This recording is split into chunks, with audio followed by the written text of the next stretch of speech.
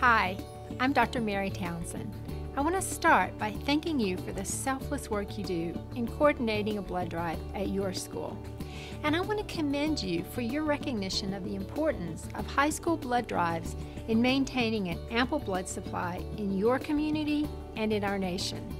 We know this is a volunteer job, a job that couldn't get done without you. Therefore, we want to make your high school blood drive experience as safe and gratifying as possible for everyone involved. That includes you, your students, administration, volunteers, and parents. The intent of this video is to give you some helpful and practical tips to help make your job as blood drive coordinator as easy and productive as possible. We feel this information will be inspiring and helpful in enhancing the high school blood donation experience. I'm Buster Foster. My story is a story of miracles. Near death from stroke, cancer, and 2 liver transplants, I survived. One of the reasons I'm alive is over 50 people generously gave me blood to save my life. Because of these generous people, my motto became life, live it, and give it. I'm honored that my motto has been chosen for the title of this initiative, and that high school students have an opportunity to have a safe and gratifying donation experience. I think it's really important for this generation to kind of rise up and not only with giving blood, but in a lot of different areas. And one of the things that's happening, of course, is that you've got a very large, very important generation that's kind of, they're retiring and moving out of, some of these positions. And so now it's really important that, that we are able to, kind of fill in some of these gaps. And for this generation, I think it's really important to create a culture where we're willing to do things for each other. We work really hard at developing community service, but this is one thing that every junior or senior can try to do. And it can become a lifelong opportunity for them. We do want them to continue to give blood throughout their life, and this is where it starts. When we look at helping them do that, we want to create that experience that they will tell their friends about, and next time they'll all come back together, the group, to give blood. This may be just the one thing that makes that kid stand out all year, is that they gave that unit of blood.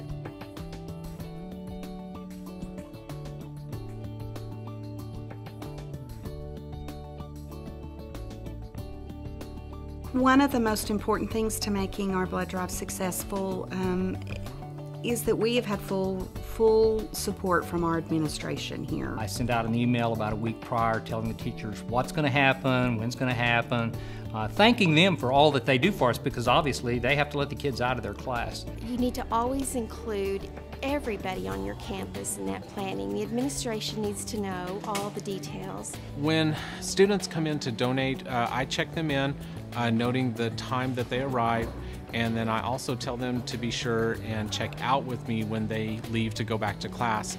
At the end of the day, I give all the documentation to our attendance clerk so they're not counted absent. First of all, we do a lot of advertising. We're very specific about what we expect from our blood donors as far as they need to bring identification, something with a birth date on it, also that they need to eat and drink prior to coming. Very important to communicate with the school nurse.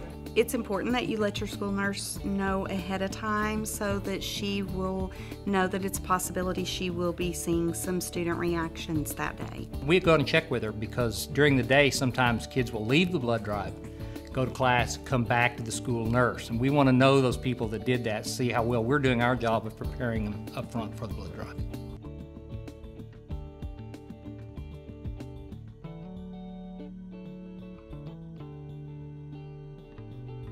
We started our blood drives as a service project for our health science technology students, and it just blossomed from there, and we've had such great success with it. It's just a very rewarding thing for the kids.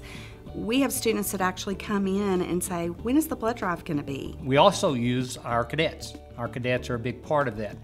From the time that we start with signing up for appointments about 3 or 4 days prior to the blood drive, and then they man the welcoming table at the blood drive. So they're signing people in, talking to their friends, doing those kinds of things as do that. And I think with any organization, especially in high school, our cadets are parts of many of the other organizations that are here. So they're out there talking with their friends and they're telling them what's going on. And whether it be the National Honor Society, the Student Council, FFA, Key Club, whoever's out there that have those other organizations, that people in your organization may be a part of, they need to involve them in things going on. The teachers on our campus are really supportive with the blood drive. They let us come almost every day to talk about the blood drive and get people to sign up. At the same time, there's announcements on TV within the school telling kids the cadets are going to be down to sign up for blood drives. I play football, basketball, and I do track. People might look up to me because I'm good at sports, but I really like to set an example by donating blood to the community.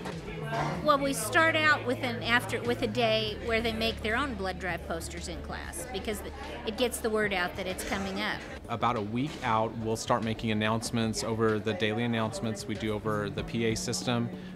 We put announcements on our website, and we provide students the opportunity to start making appointments for their donation. I take the passes down.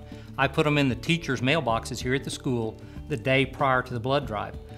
Then I come back to my office, send out an email to all the teachers telling them, hey, blood drive passes are in your mailboxes, please go by and pick them up. We make it so that this year, first year teachers understand what we're doing. You know, not just the teachers that have been here for 10 years, so that they understand that they have a say in what goes on with the blood drive. Our principal will provide a full day sub for me so that there's basically one faculty member on site at the blood drive all day. Provides continuity. You don't have to hand stuff off between different people, and that is very, very helpful.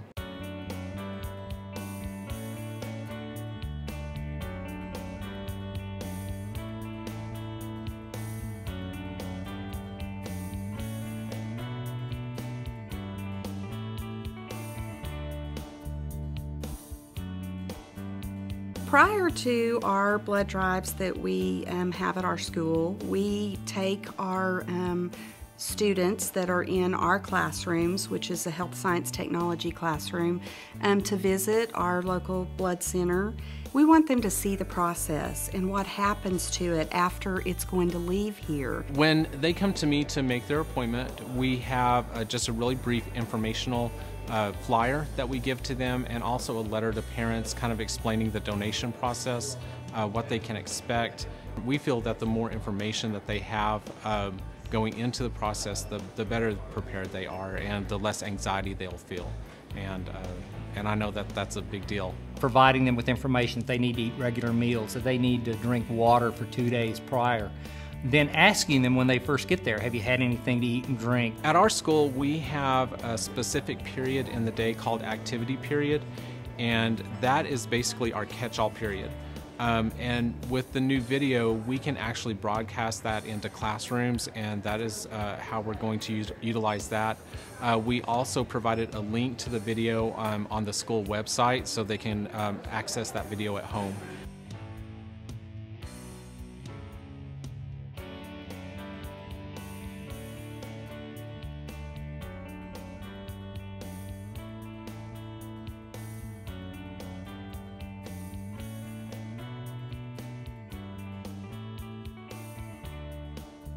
Each blood drive, maybe I do less and less. I'm able to turn more of the responsibility over to my students, which is a great leadership event for them. I like to involve students that aren't able to be donors, mostly because they're too young. I have them sign up for volunteer spots. They run passes for me. Basically, they're just there to do anything that we need them to do at that moment. What I find is that students who have served as volunteers at the blood drive, when they're old enough, they'll come back and they'll be donors themselves. And it's not such a scary process for those kids because they've seen their friends, their teachers donate, and I have almost 100% of those kids come back and be donors when they're old enough. The Latin Club at our campus organizes the blood drives, and we do that by getting the students from their classes. We escort them back after they give them blood. We'll have kids there before school, at lunch. Our cadets will be at the table in the commons where everybody falls through. We have our flags up, our Texas flag and our U.S. flag there, so they know the cadets are down there. A week or so before the drive, the kids start signing people up. The day of the blood drive, we have usually 2 or 3 kids who are in charge, and they draft a team of Latin Club members, but our kids are the ones who sign them in, sign them out, go get them, take them back to class.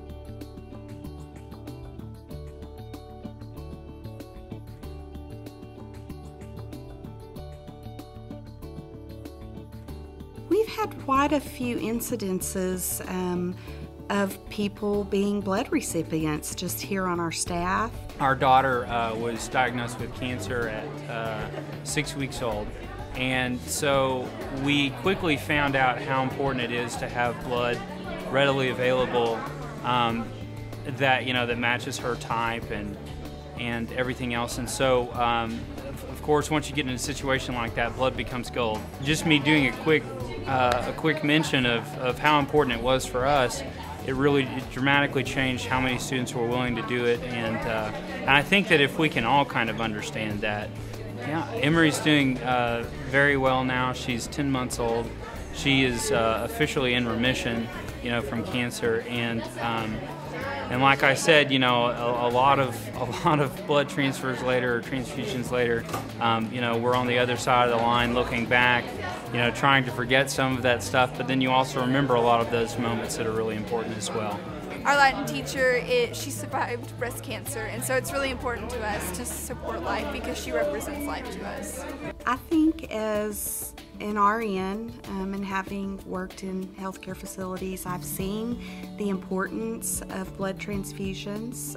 As a matter of fact, my co-teacher here at school has had a life-saving transfusion herself. I want to say thank you to the high school administrators, the nurses, the teachers, the blood drive coordinators, and especially the high school students who make this initiative possible. We know this is a volunteer job, one that couldn't be done without you. I personally can testify blood saves lives. Remember, life, live it and give it.